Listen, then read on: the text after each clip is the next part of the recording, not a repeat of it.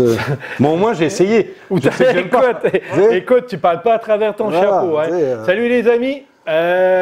Merci de nous rejoindre. Hein. On était en pleine discussion sur le monde de la moto, ne vous inquiétez pas. Bienvenue sur le plateau des Trois Pistons. Aujourd'hui, on est avec PA. Salut PA. Salut. Comme d'habitude, on s'attend qu'il soit un petit peu crunchy. Marc, on attend que tu sois un peu dans la sagesse, toi. Ah, toujours, mais à prudence que tu me Voilà, le modérateur. Et moi, je serai toujours votre animateur tellement sympathique. Donc, un peu relou, mais... Un peu relou, c'est ça. Ouais, mais ça, il y a juste les Français qui comprennent, ça ne me dérange pas. Mais ils connaissent. Ils me connaissent, oui, ils connaissent le cave. Donc, on y va tout de suite avec le sujet. On veut savoir un petit peu... c'est quoi un motocycliste dans votre région, dans votre coin de pays? Nous, notre coin de pays, c'est le Québec et on a trois expériences moto un petit peu différentes. Et comme je veux commencer tout de suite dans le salace un petit peu, je dirais, je vais m'adresser... C'est pas la bonne expression. Ah non, mais c'est pas grave. Si j'arrive à placer des allusions sexuelles en parlant du permis moto au Québec et de la moto, ça serait étrange. Non, mais des motocyclistes, il y a beaucoup de femmes, ça pourrait être un côté... Oui, il y a beaucoup de femmes, il y a plus d'hommes quand même. Oui, il y a quand même plus d'hommes, effectivement. Est-ce que c'est un lien? Non, il n'y a pas de lien. Il n'y a pas de lien. Non, c'est ça. Il n'y a pas de lien. Ok, c'est bon. Mais puis pas beaucoup de jeunes hommes non écoute, plus. on n'est pas là pour ça, on ne juge pas. Vas-y, je t'en prie. On y va, on continue. Donc, toi, tu définirais comment le motocycliste québécois? Ouais, québécois. Donc, je vais essayer de ne pas être désagréable dès les premières minutes. Non, sérieusement, c'est très différent de l'Europe. C'est des gens plus âgés qui conduisent des motos ici, qui pilotent des motos. C'est l'accession à la possibilité de conduire une moto est plus compliquée qu'en France, au niveau des plaques que tu payes tous les ans, de l'assurance qui est relativement chère. Du côté saisonnier aussi quand même qui fait que tu payes tout ça à l'année alors que tu la conduis que 6 mois au mieux. Au mieux, ouais. Donc voilà, ce qui fait que ça fait un tri, ça crée un tri au niveau de la clientèle possible et donc c'est très différent de la France, ouais, c'est sûr. Oui, Pas définitivement. Hein.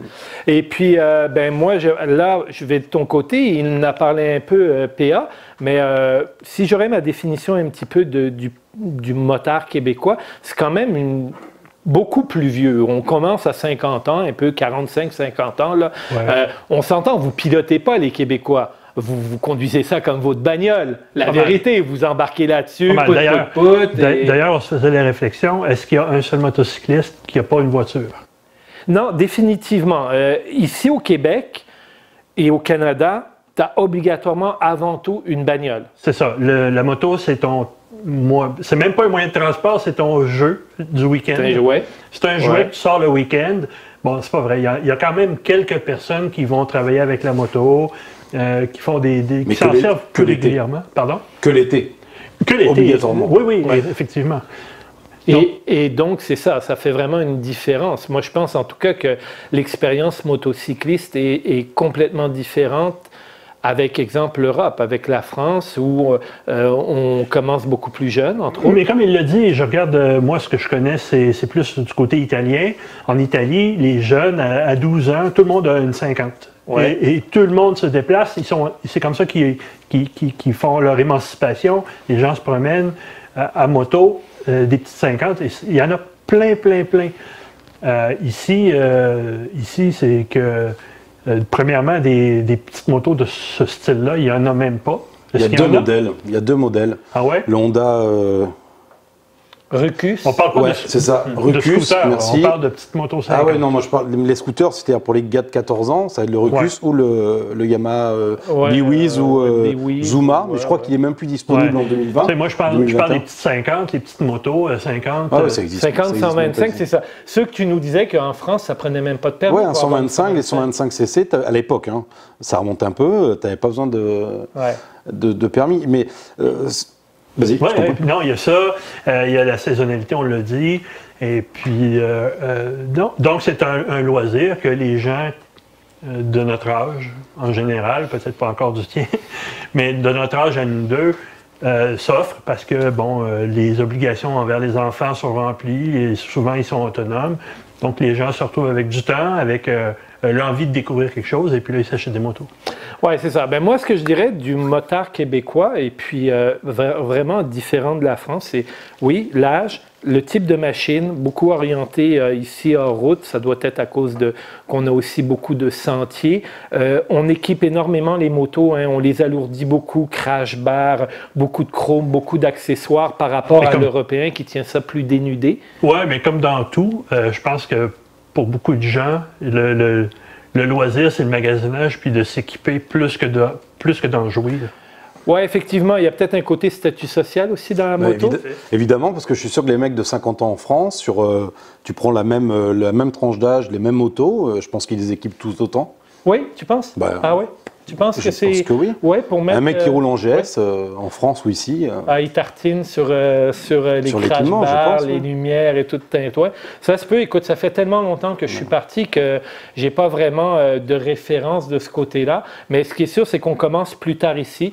C'est sûr aussi que je pense qu'on est au Québec en particulier, et ça, c'est peut-être ton petit côté irrévérencieux que je vais aller chatouiller un petit peu. On ne fait pas d'interligne, d'interfile, on est beaucoup plus respectueux de toutes les lois et on de est considéré comme des nuisances sur la route. Et on est très mal considéré, on est très mal perçu, malgré qu'on ne fasse pas ça justement d'interfile, qu'on soit plus respectueux, en guillemets, du code de la route par rapport à ce que je peux voir sur des vidéos européens, français.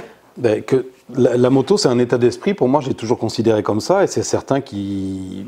Je vais me faire des ennemis, mais il n'est pas présent ici. Quoi, il n'est pas présent, non. Donc évidemment, les gens respectent, mais l'avantage de la moto, c'est d'être un petit peu hors la loi. Parce que tout motard est hors la loi, ne serait-ce qu'au niveau des limitations de vitesse. À un moment donné, dans la journée, quand tu roules, tu n'es pas... C'est pas toujours à la limite. Mais tu n'es pas toujours à la limite, ça c'est la vérité. N'écoutez pas, c'est celui qui va le plus vite. Hey! Enfin, en descente avec sa Goldwing. En descente, c'est ça. En descente avec sa Goldwing. Bon, ben voilà. Non, mais tu as tout à fait raison, c'est dit. Hein. Mais pour illustrer, pour nos amis français, quand je suis arrivé ici, je voulais m'acheter une moto direct dans les premiers mois. Donc je suis arrivé ici il y a à peu près 7 ans. Ben, en fait, tu changes d'avis tout de suite parce que tu t'aperçois des coûts divers et c'est impossible. En France, à mon époque, tu pouvais avoir un petit scooter 125 pour la ville, ta moto pour le week-end et une petite voiture d'occasion. C'était pas un truc complètement fou. Ici, c'est pas mal déjà si tu as une moto et une voiture, tu vois, parce que tous les ans, en fait, en gros, si tu connais des gens, que tu arrives à avoir une moto d'occasion en bon état, je te dirais que ta première saison, elle va te coûter 3 000 à 4 000 $. Oui, c'est sûr. L'accessibilité est d'autant plus difficile parce que les coûts sont quand même là.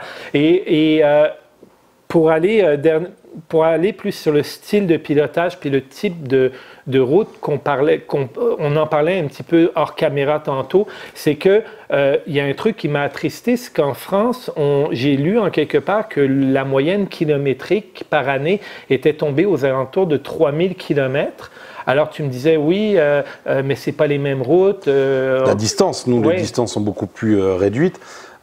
J'ai aucune idée de combien je faisais de kilomètres à l'année, parce que c'est pas vraiment quelque chose que je regarde, je t'avoue, je m'en fiche un peu, mais voilà, on fait pas, même si tu t'en sers tous les jours, dans Paris, tu fais quoi, 10 bornes par jour maximum, le week-end tu vas rouler, et puis voilà, enfin c'est pas du tout la même chose ici, comme t'as que quelques mois pour rouler, tu t'y mets à fond le week-end ou les jours de repos, et puis tu roules tant que tu peux pour aller chercher déjà des routes un peu marrantes, parce que c'est pas... c'est plus difficile, c'est un peu plus difficile, on aime bien les quadrillages ici, on est bien à l'américaine, exactement, donc... Et puis toi, Marc, de ton côté, sur 5 ans de moto, t'as fait quoi? 100 000 km à peu près? 80 et 100, disons. 80 et 100 000 km à peu près, quand même, hein, c'est une belle moyenne. Oh, ouais, je dirais au moins 15 000 par année, 15 000 km par année. Oui, ben c'est ça. Je pense qu'elle est aussi là, la différence, hein, avec l'Europe et... Mais tu sais, on roule beaucoup ensemble. On sort pour une journée de moto, on part pour 600, 700 km. Oui, c'est un minimum, effectivement. Tu sais, au début, quand j'ai commencé, la deuxième année, en fait, on sortait... Deux fois par semaine, mais des 500-600 km. Ça monte vite. Ça monte vite dans ce temps-là, effectivement. Mais en tout cas, c'est un peu l'expérience de 3 motards différents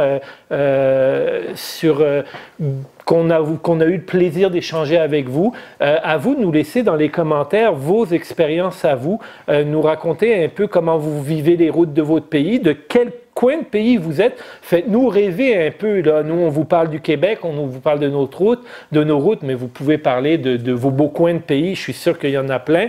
Et puis... Je pense que ça peut être dans les commentaires sous la vidéo, ça peut être une réponse vidéo aussi. Tout ce que ça prend, c'est un téléphone. Oui. On peut se filmer, on envoie la réponse sur YouTube ou sur le Facebook de Tous Moteurs. Et ça nous rend heureux, nous, de vous voir, de partager, d'avoir des histoires nouvelles. Donc, vous laissez ça en commentaire de la façon dont vous voulez. Vous pouvez l'envoyer keep@tousmoteurs.com. Vous l'envoyez là, nous on va lire si c'est correct et si c'est propre. On peut diffuser parce que c'est pas toujours propre, on se le cachera pas, hein, les vidéos.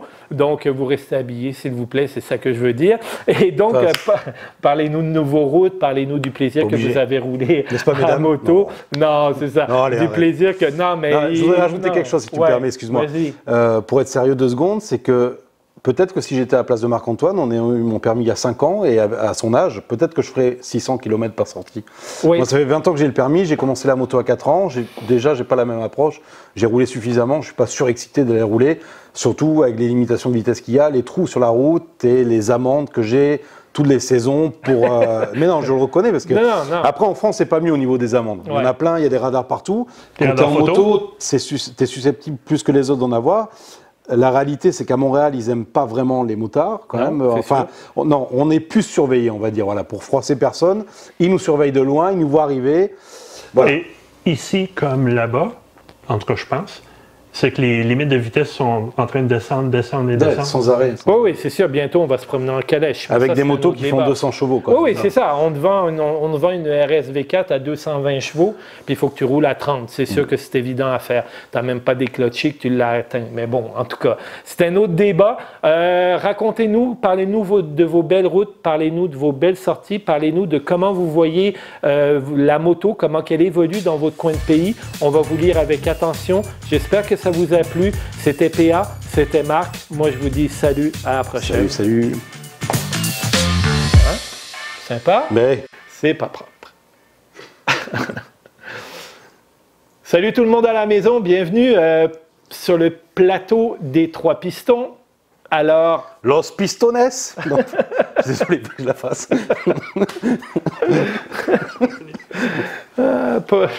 Non, là, je peux plus. Là.